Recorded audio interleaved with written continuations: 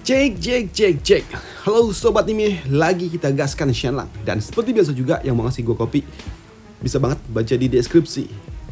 Oke, langsung aja kita gaskan Shenlangnya. Langsung aja gaskan. Mereview sedikit dari part sebelumnya. Saat ini Shenlang Diamond pergi ke area perpustakaan untuk mendapatkan sebuah buku seni bela diri untuk Mulan. Tapi ketika Shenlang dia datang ke tempat ini, justru malah dia disambut oleh Zhang Yuyin yang merupakan sarjanawan perpustakaan. Dan dia sungguh sangat antusias dan juga agresif ketika dia bersama dengan pria tampan, yaitu Shenlang. Sedangkan di sisi lainnya, di keluarga Shu, saat ini keluarga Shu, mereka telah mendapatkan orderan yang sangat banyak. Dan untuk para saudagar yang berasal dari wilayah barat, mereka sungguh sangat puas dengan kain-kain yang dimiliki oleh keluarga Shu. Ketika mereka ingin memborong di sini, Nona Shu dia pun memberikan sebuah tester untuk dapat digunakan oleh orang-orang ini.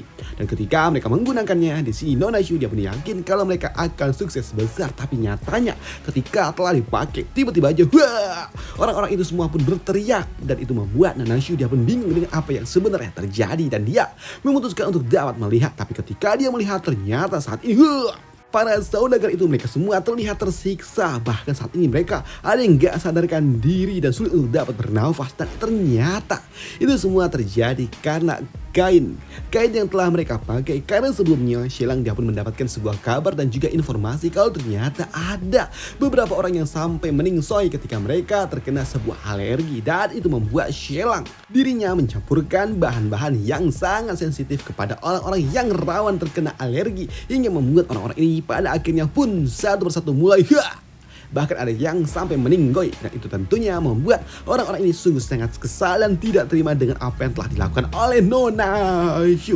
Dan tentunya ini semua menjadi sebuah pukulan telak bagi keluarga Shu. Bahkan saat ini mereka juga menuntut ganti rugi. Dan melihat ini semua, Nona Shu dia pun tahu kalau ini semua pasti Shenlang. Di balik ini semua pasti Shenlang lah pelakunya yang sengaja membuat ini semua menjadi tambah kacau. Dan itu membuat Nona Shu sampai hampir pingsan. Tapi ketika dia hampir pingsan,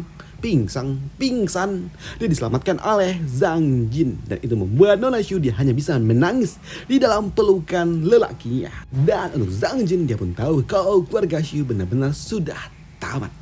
Sedangkan di sisi lainnya saat ini untuk Shenlang dia masih melihat Giok yang ada bersama dengan dirinya. Dan dia juga bingung bagaimana bisa skill seni bela diri teknik bintang jatuh ada di dalam Giok ini.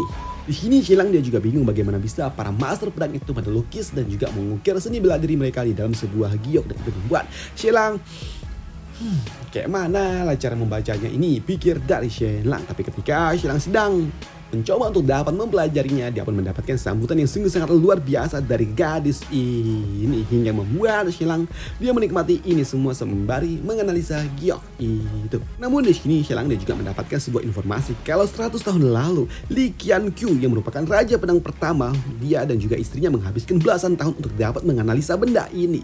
Sayang sekali mereka juga tidak menyebarkan dan juga menuliskan hasil temuan mereka, tapi mereka berhasil dalam melatih seni bela diri ini, ucap dari gadis itu. Oke, baiklah, terima kasih ucap dari Shenlang. Dan di sini Shenlang dia pun kembali mencoba untuk dapat menganalisa Giok ini. Dan itu membuat Shenlang dia pun juga bingung dengan apa yang sebenarnya terjadi dan bagaimana caranya orang ini menulis ini semua dan juga kayak mana menganalisanya, ucap dari Shenlang. Tapi di sini Shenlang mencoba untuk dapat memindai itu semua dan mencoba untuk menganalisanya nanti sembari terus melihatnya. Dan 1 jam kemudian pada akhirnya Shenlang dia pun berhasil semua memindai itu semua, walaupun dia juga nggak tahu dan juga belum mengambil sebuah kesimpulan. Dan setelahnya Shenlang dia pun kembali pulang. Dan di dalam perjalanan kembali pulang, di sini Shenlang bersama dengan Nona Mulan. Di sini Nona Mulan dia pun merasakan kalau ada aroma parfum wanita dari tubuh Shenlang. Dan itu membuat Nona Mulan dia pun bertanya, "Aku mencium aroma parfum wanita dari dirimu," ucap dari Mulan yang mulai cemburu. Dan tentunya itu membuat Shenlang dia pun tahu kalau dia akan ada dalam masalah. Waduh, repot nih. Nggak ada sayang, ucap dari Shenlang. Tapi di sini Mulan tentunya dia tidak akan mungkin percaya begitu saja dengan Shenlang. Bahkan saat ini Nona Mulan dia pun menolak dapat satu kuda dengan Shenlang dan dia berpindah kuda. Dan itu membuat Shenlang dia pun mengatakan kalau wanita itu adalah wanita yang aneh. Aku lagi duduk tiba-tiba aja dia datang nyamperin diriku. Dan aku juga mengatakan kalau aku udah menikah dan aku juga udah tidak, dia Aku memiliki istri yang tubuhnya lebih bagus daripada dirinya, ucap dari Shenlang. Tapi untuk Mulan nggak percaya dengan itu semua. Namun di sini Shenlang dia juga mengatakan kalau dia nggak bisa belajar naik kuda loh, dan dia juga kini berpura-pura kalau dia bakal jatuh hingga membuat Mulan pun panik, dan dia langsung coba untuk kembali menyelamatkan Shenlang, dan itu membuat pada akhirnya mereka malah berpelukan, dan itu membuat Shenlang dia mengambil semua kesempatan yang ada. Tapi di sini Shenlang dia juga merasakan kalau Mulan, kamu kok bau, belum mandi kah? Ucap dari Shenlang yang membuat Mulan dia juga tidak membantah kalau dia memang belum mandi, dan itu membuat Shenlang dia meminta kepada Mulan untuk mandi dulu, dan itu membuat Mulan masa iya bau, dan itu membuat pada akhirnya Shenlang dan juga Mulan mereka menepi dan mencari sebuah danau kah? Ya gitulah, ya kolam atau empang, ya begitulah pokoknya. Dan di sini mereka pun memutuskan untuk berhenti sejenak dan Mulan akan mandi. Dan di waktu yang sama saat ini Zhang Jin dia pun bergegas kembali ke kota setelah dia mendapatkan sebuah informasi kalau ternyata saat ini keluarga Xu telah bangkrut, dan dia melaporkan kepada bapaknya. Namun tak lama setelahnya kini orang-orang yang berasal dari Bank Yin Yuan mereka pun juga datang. Dan di sini ketika mendapatkan sebuah kabar kalau keluarga Xu telah bangkrut, bahkan di kesempatan kedua di sini pria ini dia pun juga menawarkan kalau dia memiliki adik perempuan, dan jika mereka mau menikah maka dia siap memberikan mahar sebanyak 100.000 koin emas. Ucap dari si tengil itu. Tapi sayangnya di sini patriark keluarga Zhang dia pun mengatakan enggak dulu deh, untuk saat ini enggak dulu. Namun di sini bankir tua dia juga mengatakan kalau biasanya wanita akan trauma ketika mereka mendapatkan sebuah kabar yang buruk seperti itu, tapi biasanya cuma 1 hari doang, dan jika hari selanjutnya mereka tentunya biasanya udah bisa berpikir normal, hanya punya waktu 1 hari untuk berpikir tidak rasional. Ucap dari orang ini yang memang penuh dengan makna tersirat di dalamnya, dan hal itu pun dipahami oleh Zhang Jin.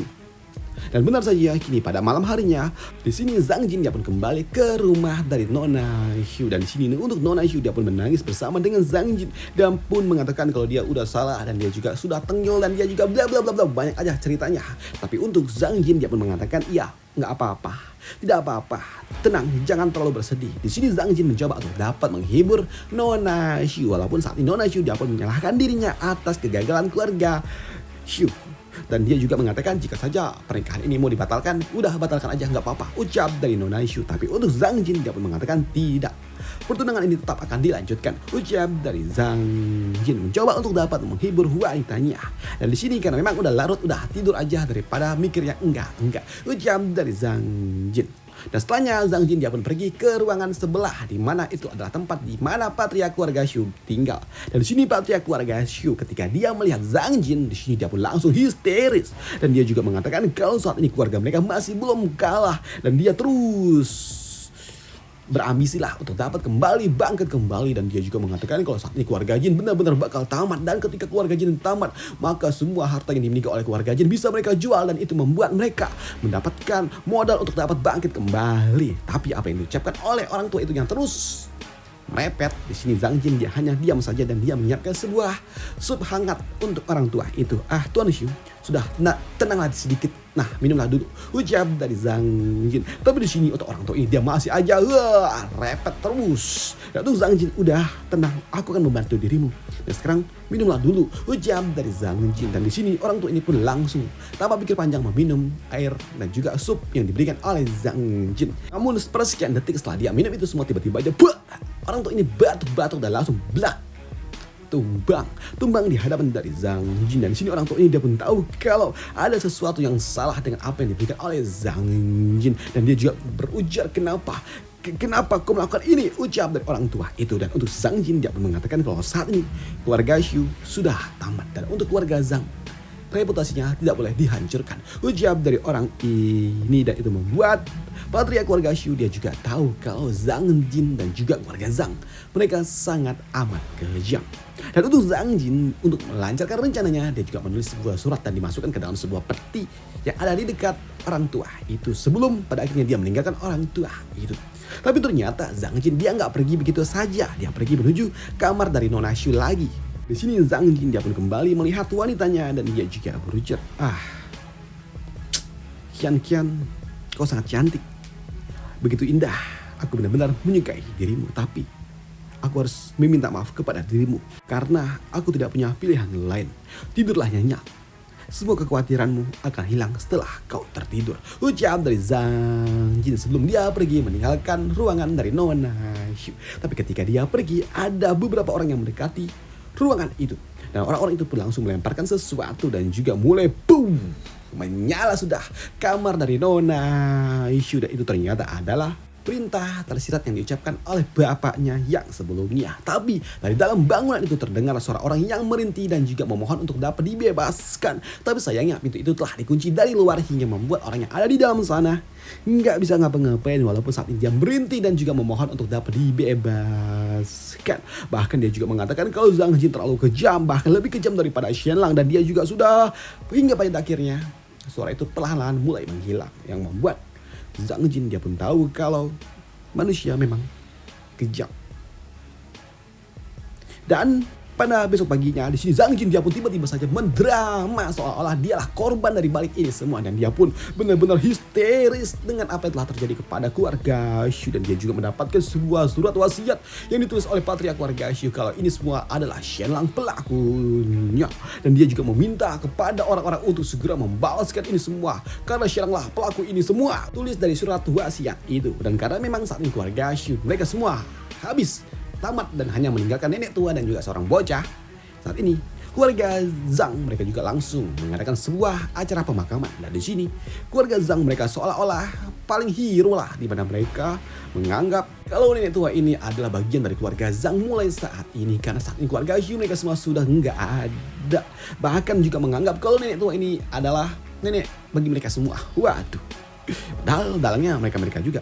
Sedangkan di sisi lainnya di area perbatasan saat ini muncullah para bandit yang mencoba untuk dapat menyerang desa. Tapi ketika para bandit datang untuk dapat menghancurkan warga desa, tiba-tiba aja para pasukan penjaga mereka pun datang untuk dapat melindungi para warga. Tapi dengan kemampuan yang dimiliki oleh para penjaga ternyata tidak cukup untuk dapat mereka mengalahkan para bandit-bandit, karena para bandit ternyata mereka dilengkapi dengan armor dan juga item yang jauh lebih kuat daripada apa yang digunakan oleh para penjaga, hingga membuat para penjaga mereka semua pun jatuh dan juga tersungkur. Namun melihat seorang pasukan telah dikalahkan di sini sebagai kapten dari tim pengawal di sini, garis ini dia akan maju menghadapi bandit-bandit itu. Tapi ketika orang itu akan maju, ternyata dia harus menghadapi seorang pria yang merupakan pentolan juga, dan dia adalah Xiu Xiao yang merupakan putra dari Raja Bajak Laut Qiu Tianwei. Namun ketika gadis ini akan maju menghadapi bandit di sini, tiba-tiba saja deng, ada yang datang menghentikan itu semua, dan yang melakukannya adalah wakil komandan penjaga khusus milik patriark. Dengan datangnya patriark tentunya membuat si bandit sempat tarik mundur sejenak, dan dia juga berujar, ayah mertua, ternyata kau datang.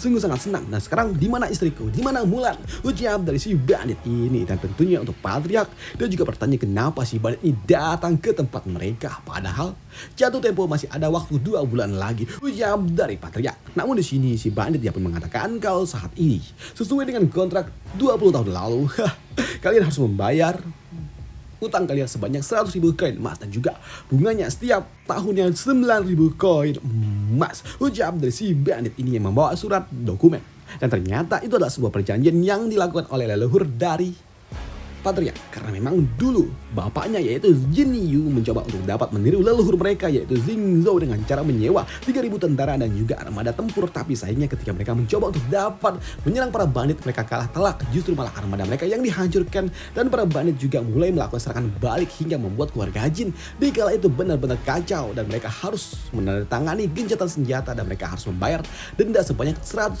koin emas dan juga bunganya 9.000 koin emas setiap tahunnya. Namun sesuai dengan kontrak harusnya masih ada 2 bulan lagi sebelum jatuh tempo. Tapi kenapa mereka sudah datang? Apakah mereka berpikir kalau keluarga Jinku benar-benar telah hancur? Pikir dari patriark. Tapi di sini untuk si bandit ini dia pun kembali bertanya di mana Mulan. Bahkan dia juga telah menyiapkan tempat khusus untuk melukis wajah Mulan. Ucap dari si bandit karena dia ingin menjadikan Mulan adalah wanitanya. Namun di sini patriark dia juga bertanya dan juga berujar kalau masih ada 2 bulan lagi dan kenapa mereka datang sekarang? Tanya dari patriark. Dan untuk si bandit dia pun mengatakan kalau keluarga Jin benar-benar bakal runtuh, dan jika mereka datang 2 bulan lagi nanti mereka cuma dapat sisa-sisanya doang dong. Ucap dari si bandit, dan dia nggak mau dapat sisa-sisa, jadi dia mau sekarang aja. Ucap dari si bandit. Dan itu membuat Patriark tentunya dia pun kesal dan dia meminta kepada wakil komandan untuk segera menyerang si Teng Yong itu. Dan ketika wakil komandan maju untuk dapat menghadapi si bandit, ternyata di sini dengan kemampuan yang dimiliki oleh wakil komandan ternyata tidak cukup untuk dapat mengalahkan si bandit itu. Bahkan saat ini wakil komandan dia juga terluka ketika dia menghadapi si bandit, karena memang si bandit ini terlalu hebat untuk dapat dikalahkan oleh wakil komandan. Walaupun saat ini kuda yang ada bersama dengan si bandit juga terluka parah. Dan selesailah cerita kita di sini dulu, dan sampai jumpa di part lanjutannya karena memang gue harus jemput bini gue. Aduh, besok gue tambahkan durasinya ya, biar nggak kentang banget. Ini pendek banget soalnya. Dah itu aja untuk hari ini, daripada nggak upload sama sekali. Segini aja dulu ya. Besok gue tambahkan durasinya untuk video selanjutnya. Dan sampai jumpa di part lanjutannya. Bye, thank you.